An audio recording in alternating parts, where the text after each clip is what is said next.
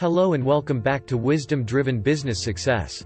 Today, we're diving into a topic that's as old as civilization itself, yet as relevant as ever: the wisdom of King Solomon and how it can help us prosper in hard times. So, let's get started. King Solomon, the third king of Israel, was known for his wisdom and wealth. His insights, documented in the book of Proverbs, Ecclesiastes, and Song of Solomon, have been guiding people for centuries. But how can these ancient words help us in today's challenging business environment? Let's find out. Solomon once said, "In the house of the wise are stores of choice food and oil, but a foolish man devours all he has."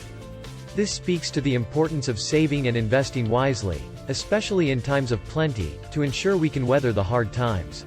In business, this could mean reinvesting profits, diversifying income streams, or building a cash reserve.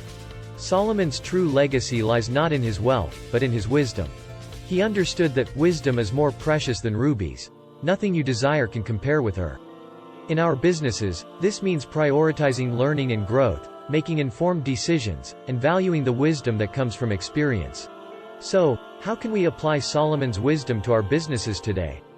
Here are 3 actionable steps. Step 1. Invest in wisdom.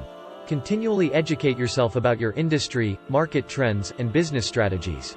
Remember, knowledge is power. Step 2.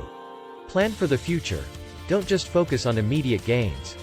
Plan and prepare for the future, ensuring your business can withstand hard times. Step 3. Learn how to network. Solomon knew the importance of relationships. Value your team, your customers, and your network.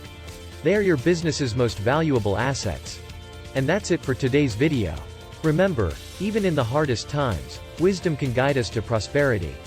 If you found this video helpful, please give it a thumbs up, share it with your friends, and don't forget to subscribe for more wisdom-driven business insights.